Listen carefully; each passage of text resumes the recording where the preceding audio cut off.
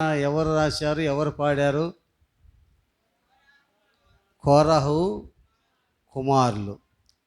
కోరహు కుమారులు పాడిన దైవ ధ్యానం 42వ కీర్తన. కోరహు కుమారులు పాడిన పాటలు ఎన్ని ఉన్నాయి బైబిల్ గ్రంథంలో? చాలాసార్లు చెప్పాను. కోరహు కుమారులు పాడిన పాటలు బైబిల్ గ్రంథంలో ఎన్ని ఉన్నాయి?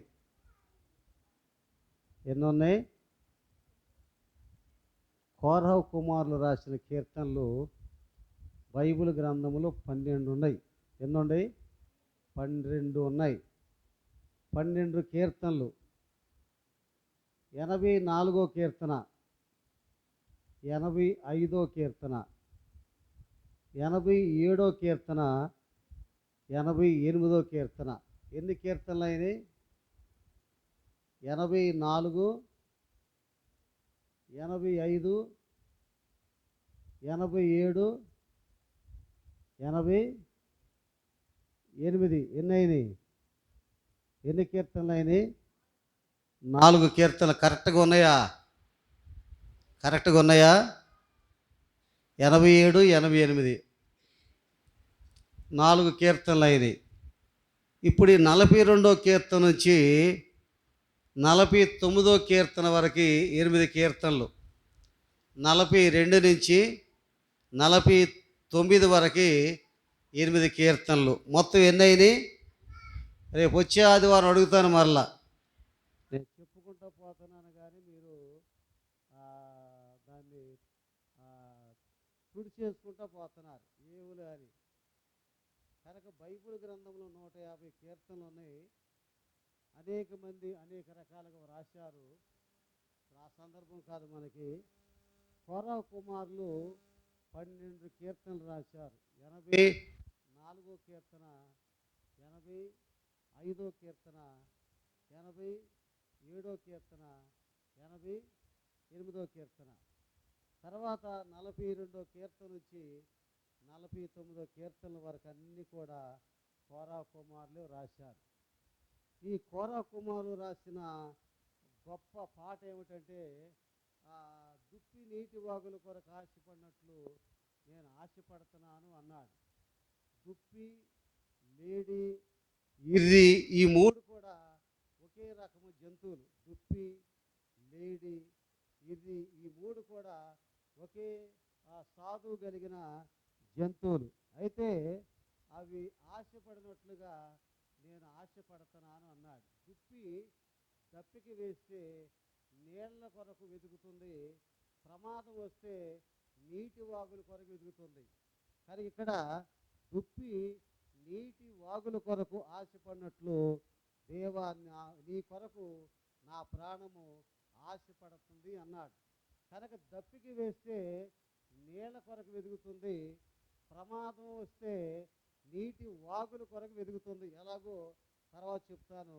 అయితే ఆ దుప్పి నీటి వాగుల కొరకు ఎలా ఆశపడుతుందో, ప్రమాదం వచ్చినప్పుడు దేవా నేను నీ సన్నిధిని వెతుకుతున్నాను, నీ సన్నిధికి నేను ఎప్పుడు వస్తాను, ఆయన సన్నిధిలో నేను ఎప్పుడు కనపడాలి. చూసారా? దేవుని సన్నిధికి నేను ఎప్పుడు వస్తాను, ఎప్పుడు ఆదివారం వస్తుంది, ఎప్పుడు ఆదివారం వస్తుంది, ఎప్పుడు ఆదివారం వస్తుంది. దేవుని సన్నిధికి నేను వెళ్ళాలి, ఆయన సన్నిధిలో నేను కనపడాలి. దేవుని సన్నిధికి 11 గంటలకు ప్రార్థన అయితే నేను 12 గంటలకు వెళ్ళాలి, 11 గంటలకు ప్రార్థన అయితే 12:30కి వెళ్ళాలని ఆలోచించలేదు.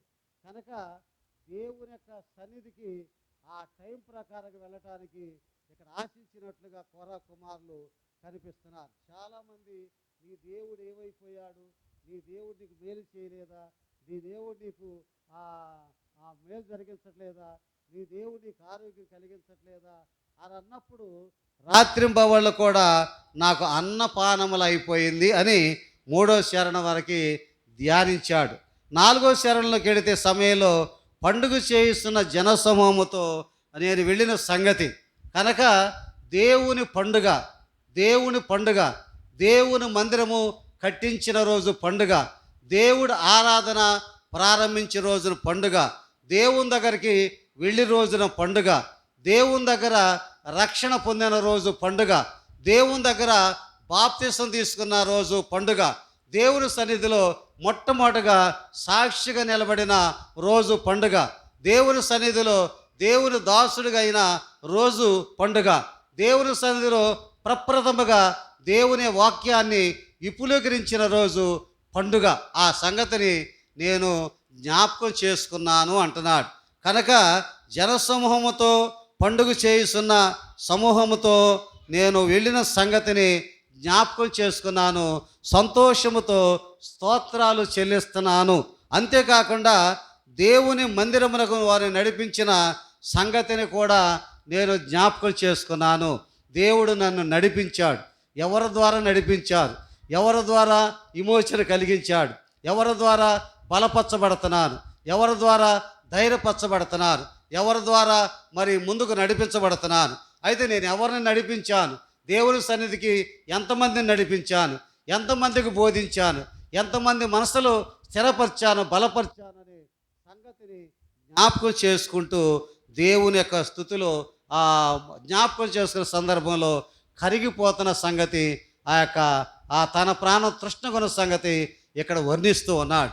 కనుక జరిగిపోయిన సంగతి, దేవుని యొక్క ఆలయాన్ని కట్టించబడిన సంగతి, దేవుని ఆలయంలో అడుగుపెట్టిన సంగతి, దేవుని ఆలయంలో ప్రభువా అని నేను మొరపెట్టిన సంగతి, దేవుని ఆలయముల కొరకు నిరీక్షించిన సంగతిని గుర్తు చేసుకుంటూ ఉండగా నా ప్రాణము నాలో కరిగిపోతుంది, కరిగిపోతుంది, కరిగిపోతుందని పాట పాడుతున్నాడు. దేవుని స్తోత్రం, దేవుని స్తోత్రం. దుప్పికకు దప్పిక వేస్తే నీటి కొరకు వెదుగుతుంది. ప్రమాద పరిస్థితి వస్తే, అపాయ పరిస్థితి వస్తే నీటి వాగుల కొరకు వెదుగుతుంది.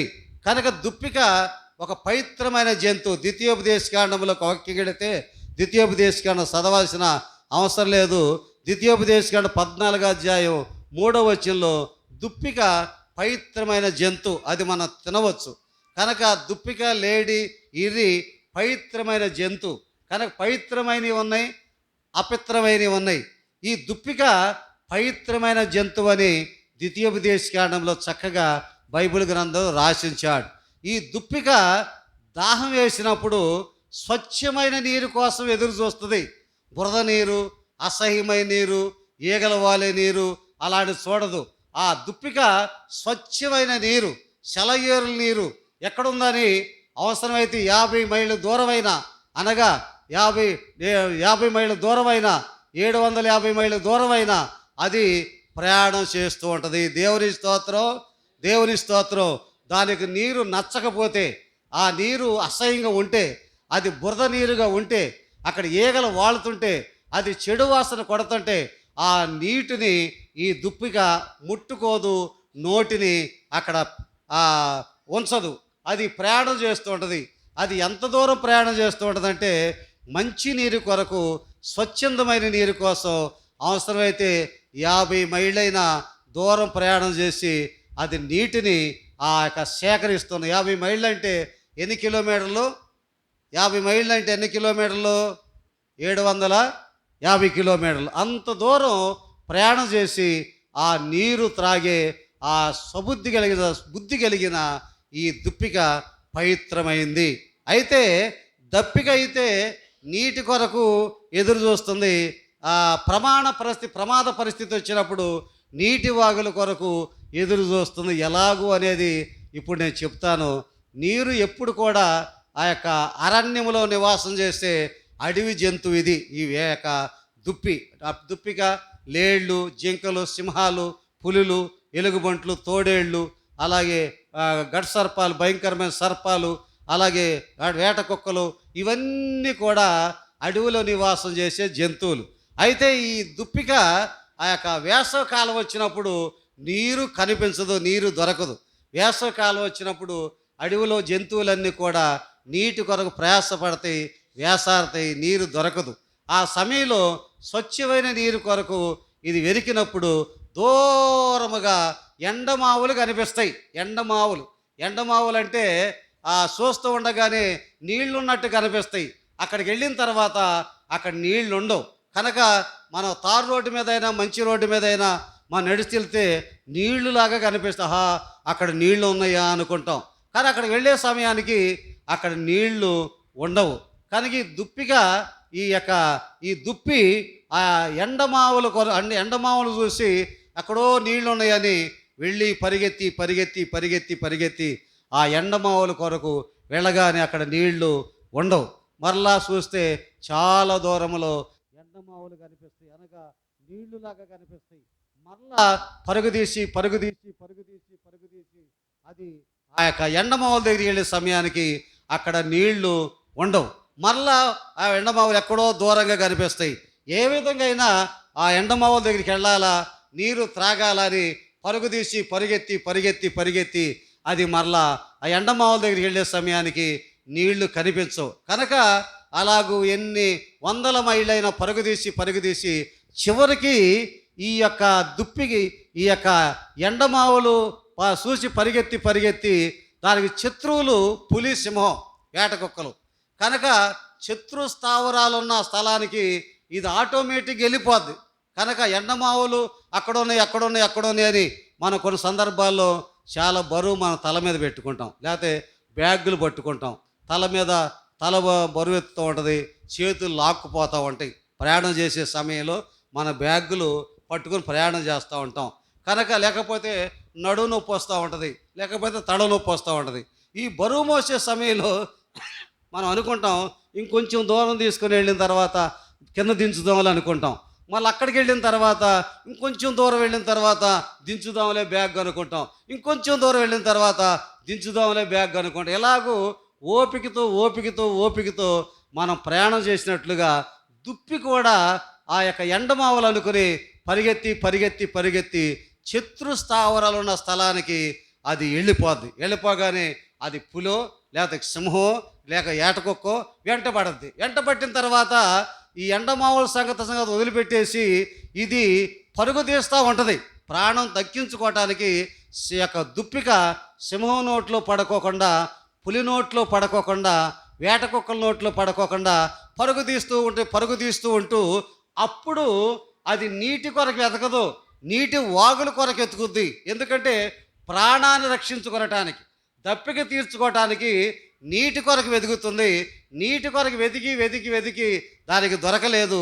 ఇప్పుడు అది ప్రమాద పరిస్థితిలో ఉన్నప్పుడు, అపాయ పరిస్థితిలో ఉన్నప్పుడు, అది దాన్ని శత్రువు వెంటాడుతున్నప్పుడు అది నీటి కొరకు కాదు కానీ నీటి వాగుల కొరకు, ఎక్కడ నీటి వాగులు ఉన్నాయని వెతుకుతూ పరిగెత్తుతూ పరిగెత్తుతూ పరిగెత్తుతూ నీటి వాగుల కొరకు వెతుకుతూ ఉంటుంది. కనుక ఇక్కడ భక్తుడు దుప్పి నీటి వాగుల కొరకు ఆశపడినట్లుగా నేను ఆశపడుతున్నాను అన్నాడు. ప్రమాదం వచ్చినప్పుడు, అపాయ పరిస్థితి వచ్చినప్పుడు, శోధన వచ్చినప్పుడు, శత్రువు వెంటాడినప్పుడు త్రాగాలి నీరు అని దానికి ఆశపడదు. నీరు త్రాగే దానికోసం ఆశపడదు కానీ నీటిలో దాక్కోవటానికి నీటి వాగుల కొరకు పరిగెత్తి పరిగెత్తి వెంటనే ఆ నీటి వాగుల్లో దుమికేసేస్తుంది. దుమికేయగానే నీటి వాగుల ప్రవహిస్తూ ఉంటుంది. ప్రవహించినప్పుడు దూకగానే అది కొట్టుకుపోవాలి. అందుచేత దానికి 2 కొమ్ములు ఉంటాయి. ఆ 2 కొమ్ములతో ఆ నీటి వాగుల్లో అడుగున ఆ నేలకి 2 కొమ్ములు ఆనిచ్చేసి గట్టిగా నొక్కేసి ఆ ప్రవాహాన్ని కొట్టుకుపోకుండా తన ప్రాణాన్ని కాపాడుకుంటుంది. కనుక నీటి వాగుల కొరకు ఆశపడిన ఈ దుప్పిక నీటి వాగుల్లో దూకి తన 2 కొమ్ముల్ని ఆ నేలకు ఆనించి ఆ ప్రవాహాన్ని కొట్టుకుపోకుండా అది తన ప్రాణాన్ని కాపాడుకుంటూ ఉంటుంది. దేవుని స్తోత్రం, దేవుని స్తోత్రం, దేవుని స్తోత్రం. కనుక ఆ ప్రాణాన్ని కాపాడుకుంటూ కొంత స్థిమితి నెమ్మదిచ్చిన తర్వాత, కొంత తనకు ఉపశాంతి కలిగిన తర్వాత, తనలో కొంత అలజడి తగ్గిన తర్వాత మెల్లగా తన 2 కాళ్ళతో నేల కాలించి పటిష్టంగా గట్టిగా నొక్కి మెల్లగా తన శ్వాస రంధ్రాలు, ముక్కు రంధ్రాలు నీళ్ల పైన పైన పెట్టి శ్వాసని ఊపిరి పీల్చుకుంటూ ఉంటుంది. దేవుని స్తోత్రం, దేవుని స్తోత్రం. కనుక మెల్లగా 4 కాళ్ళతో స్థిరపడి 4 కాళ్ళతో నేలకు నొక్కేసి అది స్థిరపడి నిలబడి మెల్లగా ముక్కు శ్వాస రంధ్రాలు బయటిగా నీళ్లలో కొంచెం పైకి పెట్టి తన శ్వాసని పీల్చుకుంటూ ఉంటుంది. కనుక నీటి వాగులు తన ప్రాణాన్ని కాపాడుతూ ఉంటుంది. నీటి వాగులు తన ప్రాణాన్ని రక్షించుకొనటానికి నీటి వాగుల కొరకు దుప్పి ఆశపడుతూ ఉంటుంది. అయితే సింహం ఎక్కడుందా అని కనిపెడతా ఉంటుంది. సింహం కానీ, పులి కానీ, మరి వేట కుక్కలు కానీ ఎక్కడ ఉందా అని కనిపెడతా ఉంటుంది. దుప్పి దుర్గంధం, దుప్పి వాసన సింహానికి తెలుసు, పులికి తెలుసు. అది ఎలాంటి వాసన వస్తుందో అని దానికి తెలుసు. అందుచేత ఈ సింహం దాని కొరకు కనిపెడుతుంటుంది, ఎక్కడుందా అని కనిపెడుతుంటుంది. కానీ ఈ దుప్పి నీటిలో ఉండటం వలన దాని దుర్గంధం, దాని చెడు వాసన సింహానికి అందదు, సింహానికి కనుక్కోలేదు. కనుక అదే నేల మీద ఉంటే దాని దుర్గంధం ఈ సింహం పసిగట్టగలదు. కానీ నీటిలో ఉంది గనక ఆ నీటిలో ఉండటం వలన దుప్పి వాసన, ఆ దుర్గంధం ఈ పులి, సింహం కనుక్కోలేవు. కనుక ఇదేదో పారిపోయింది, తప్పించుకుందని సింహం అక్కడి నుంచి వెళ్ళిపోతుంది. అయితే ఇంకో గమనించవలసిన విషయం ఏమిటంటే, ఈ దుప్పి నీటిలోంచి బయటికి రావాలంటే దుప్పికి కూడా సింహం వాసన, పులి వాసన దుప్పికి కూడా తెలుసు. అది ఎలాంటి వాసన వస్తుందో, దాని ముఖ్య శ్వాసరంధ్రాలు బయటకు ఉన్నాయి కనుక సింహం ఉన్నదా లేదా అని తన వాసన, సింహం వాసన అది కూడా పసిగట్టగలదు. కనుక సింహం వెళ్ళిపోయిన తర్వాత అమ్మయ్య, సింహం వెళ్ళిపోయింది, పులి వెళ్ళిపోయింది, నా శత్రువు వెళ్ళిపోయాడని వెంటనే అది నేల మీదకి వచ్చి తృప్తి తీర నీళ్లు త్రాగి, తనివి తీర నీళ్లు త్రాగి తన స్థావరానికి అది వెళ్ళిపోతుంది దుప్పికి. కనుక దుప్పికి ఇంత జ్ఞానాన్ని, ఇంత తెలివితేటలు, ఇంత వివేకాన్ని ఇచ్చాడు కనుక అది పవిత్రమైన జంతువు, అది పవిత్రమైన జంతువుగా బైబిల్ గ్రంథంలో వ్రాసి ఉంచాడు. దేవుని స్తోత్రం. అది నీటి వాగుల్లో దాగుంది గనక సింహం ఏం చేయలేకపోయింది. అది నీటి వాగుల్లో దాగుంది గనక దాని చెడు వాసన సింహం పసిగట్టలేకపోయింది. అది నీటి వాగుల్లో దాగుంది గనక తన ప్రాణాన్ని రక్షించుకోగలిగింది.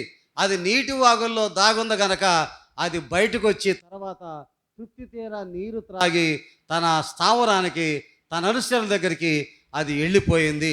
కనుక నీటి వాగులు అనగా మనం గమనిస్తే ఎండమావులు అనగా ఈ లోకం, ఎండమావులు నీళ్లు అనుకుని అది పరుగుదీసి తన ప్రాణానికి ముప్పు తెచ్చి పెట్టుకుంది. అలాగే ఈ లోకములో ఎండమావులనే ఈ లోకములో వాటి కొరకు ఎదురు చూస్తే, ఈ లోకం కోసం శరీరాశ, నేత్రాశ, జీవడమ్ము వీటన్నిటి కూడా ఎదురు చూస్తే, ఎండమావులకి ఎదురు చూసిన పరిగెత్తిన దుప్పి తన ప్రాణాప్రాణాలలో చిక్కుందో, అలాగే ఎండమావులని లోకములో, ఎండమావులని శరీరాశ, ఎండమావులని నేత్రాశ, దీనిలో మనం పడిపోతే మన జీవితాలు కూడా ముప్పు తెచ్చుకునే పరిస్థితి మనకి ఏర్పడుతూ ఉంటుంది. అందుచేతనే నీటి వాగుల్లో చేరింది. నీటి వాగులు అనగా ప్రభు అయిన యేసుక్రీస్తు అనుగ్రహించిన జీవజలపు ఓట. ఆ నీటి వాగులు, ఆ జీవజలపు ఓటైన యేసుక్రీస్తులో దాగి ఉంది గనక సింహం ఏం చేయలేకపోయింది, తన వాసన పసిగట్టలేకపోయింది, తన ప్రాణాన్ని కాపాడుకోగలిగింది. కనుక దేవుని వాక్య సారాంశాన్ని మనం గమనిస్తే, మొదటి దినవృత్తాంత గ్రంథములు 12వ అధ్యాయము 8వ వచనంలో ఒక మాట వ్రాయబడి ఉంది. మొదటి దినవృత్తాంత గ్రంథములు 12వ అధ్యాయము 8వ వచనంలో ఒక మాట ఇక్కడ వ్రాయబడి ఉంది. ఏమని వ్రాయబడి ఉందో చూడండి. 344 పేజీ, 344 పేజీ, మొదటి దినవృత్తాంత గ్రంథములు 12వ అధ్యాయము 8వ వచనం చదవాలి. మరియు గాదీలలో పరాక్రమశాలులు కొందరు అరణ్యమందు దాగి ఉన్న దావీదు వద్ద చేరిరి. వీరు డాలును ఈటెను వాడుక చేయగల యుద్ధ ప్రవీణులు, సింహం ముఖం వంటి ముఖములు గలవారు, కొండల నుండి జింకలంతా పాద వేగము గలవారు దావీదు దగ్గరికి చేరిన వారు సింహం ముఖము లాంటి ముఖం కలిగిన పరాక్రమవంతులు, జింక లాంటి వేగంగా పరిగెత్తగలిగిన పరాక్రమవంతులు.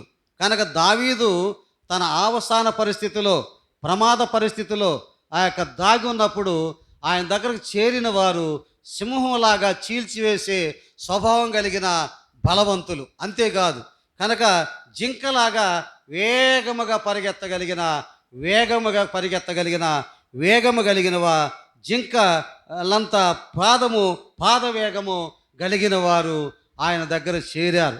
దావీదు దగ్గర చేరిన వారు జింకలాగా వేగముగా పరిగెత్తగలిగిన శూరులు. దావీదు దగ్గర చేరిన వారు సింహంలాగా గర్జిస్తూ ఎంతటైనా చీల్చివేసే అలాంటి పరాక్రమ కలిగిన బలవంతులు దావీదు దగ్గర సైనికులుగా చేరారు అని మనకు కనిపిస్తూ ఉంది. రెండో విషయాన్ని మనం గమనిస్తే 2 సమూయేలు గ్రంథం 12వ అధ్యాయం, 2 సమూయేలు గ్రంథం 2వ అధ్యాయము 18, 19 వచనాల్లో మరొక వాక్యం ఇక్కడ మనకి కనిపిస్తూ ఉంది. 2 సమూయేలు గ్రంథం 2వ అధ్యాయము 18, 19 వచనాల్లో మనకి ఇక్కడ చక్కని మాట మనకు కనిపిస్తూ ఉంది. ఎలాంటి వారు దావీదు దగ్గర చేరారు అనేది మనకి ఇక్కడ అర్థమవుతుంది. చూడండి, 253వ పేజీ. దావీదు దగ్గర సింహం ముఖము లాంటి ముఖము కలిగిన వారు బలవంతులు దావీదు దగ్గర సైనికులుగా చేరారు. అంతేకాదు, జింకలాగా వేగముగా పరిగెత్తగలిగిన పరాక్రమశాలులు ఆయన దగ్గర సైనికులుగా చేరారు. 2 సమూయేలు గ్రంథం 2వ అధ్యాయం 18, 19 వచ్చిన సిరియా ముగ్గురు కుమారులకు యోవాబును, అబీషై, ఆషహేలును అచ్చట నుండిరి. ఆషహేలు అడవి లేడి అంత తేలికగా పరిగెత్తగలవాడు కనుక అతడు కుడి తట్టైనను ఎడమ తట్టైన తిరగక అబ్నేరును తరుముచుండగా, అబీషై సిరియా కుమారులు అంటే దావీదు అక్క సిరియా. దావీదుకి 2 అక్కలు ఉన్నారు, అబీగయలు, తర్వాత సిరియా. కనుక ఈ దావీదు అక్క అయిన సిరియా కుమారులు ఎవరంటే యోవాబు, రెండో అతను అబీషై, మూడో అతను ఆషహేల్. ఈ ముగ్గురు కూడా ఎలాంటి వారంటే పరాక్రమశాలులు.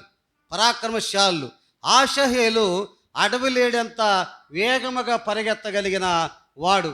పరిగెత్తే సమయంలో కుడి తట్టు కానీ ఎడమ తట్టు కానీ తత్తరపడకోకుండా తిన్నగా పరిగెత్తి గమ్యస్థానం చేరి శత్రువుని పట్టుకోగలిగిన వేగము కలిగిన అతను అదొక ఆషహేలు అని మనకు కనిపిస్తూ ఉంది. కనుక మన పరిగెత్తే సమయంలో సాలి వస్తూ ఉంటుంది, పరిగెత్తే సమయంలో దడొస్తూ ఉంటుంది, పరిగెత్తే సమయంలో ఆ కాలు తత్తరపడతా ఉంటాయి, పరిగెత్తే సమయంలో అది తిన్నగా పరిగెత్తగా అటు ఇటు పరిగెత్తే పరిస్థితి వస్తుంది.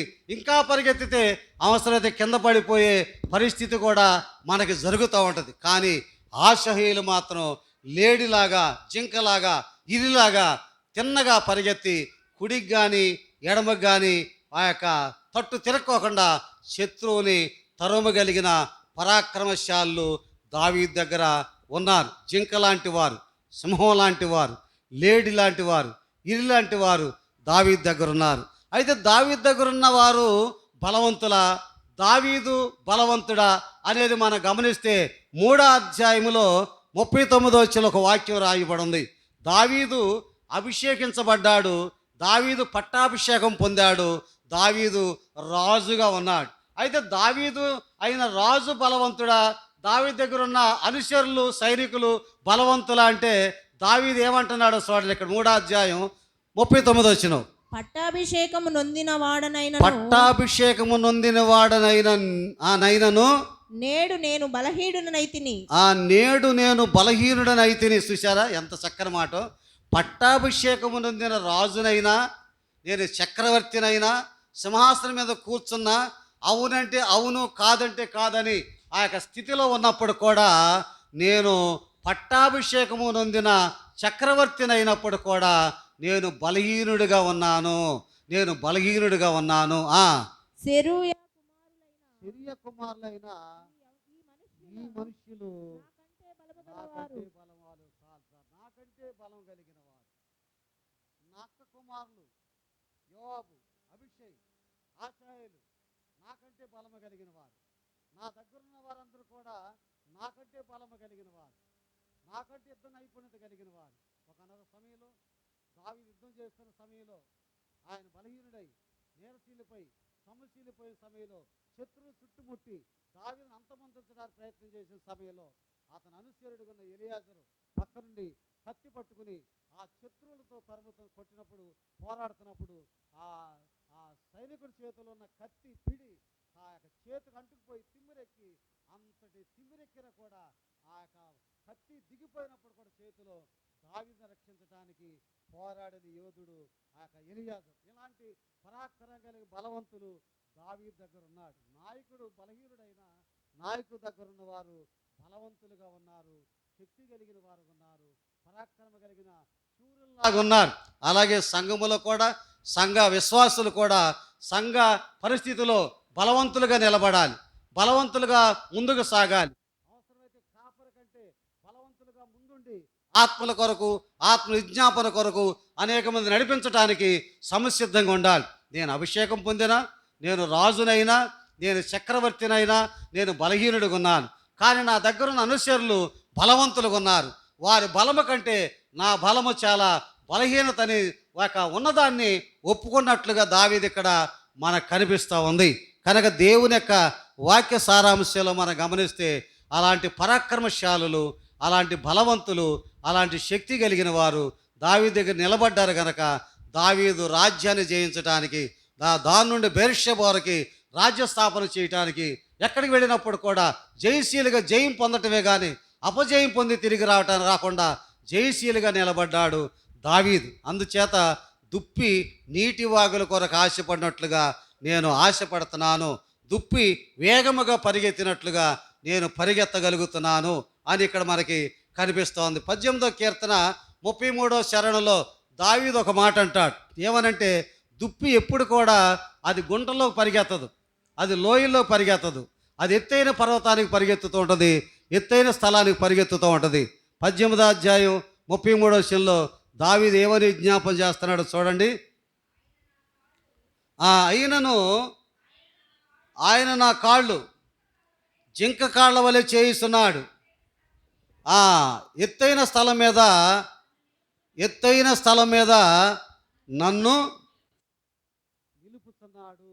కనుక జింకలాగా లేడిలాగా నా కాళ్ళను పరిగెత్తే ఎత్తైన స్థలం మీద నన్ను నిలుపుతున్నాడు. ఈ దుప్పి జింక ఇది ఎత్తైన స్థలానికి ప్రయాణం చేస్తుంది. కప్ప ఉందనుకోండి, అది గుంటల్లో ప్రయాణం చేస్తుంది, కిందకి ప్రయాణం చేస్తుంది. లేడీ జింక ఎత్తైన స్థలాలకు ఎక్కుతూ ఉంటుంది. పంది ఉంది, అది కిందకే పరిగెత్తుంది, గుంటల వైపే పరిగెత్తుతూ ఉంటుంది. కానీ కప్ప ఆ గుంటలోనే ఉంటుంది, ఆ బావిలోనే ఉంటుంది, అక్కడే నివాసం చేస్తుంది, ఆ నీరే తాగుద్ది, అసహ్యమనే నీరుని అంటుకుంటుంది కప్ప.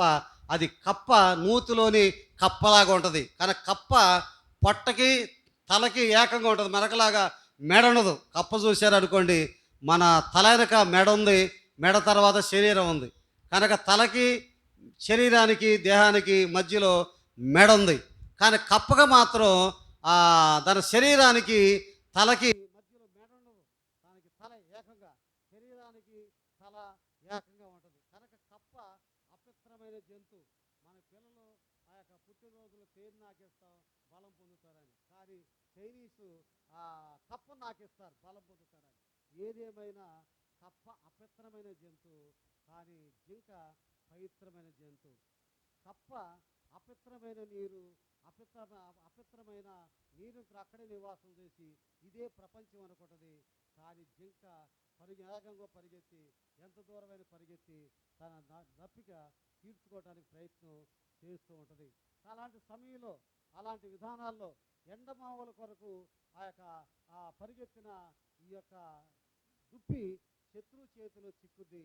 కానీ శత్రువు చేతిలో పడకుండా మనల్ని మనం కాపాడుకోవాలని సామెతల గ్రంథం 6వ అధ్యాయంలో సొలొమోను ఒక మాట మాట్లాడతాడు.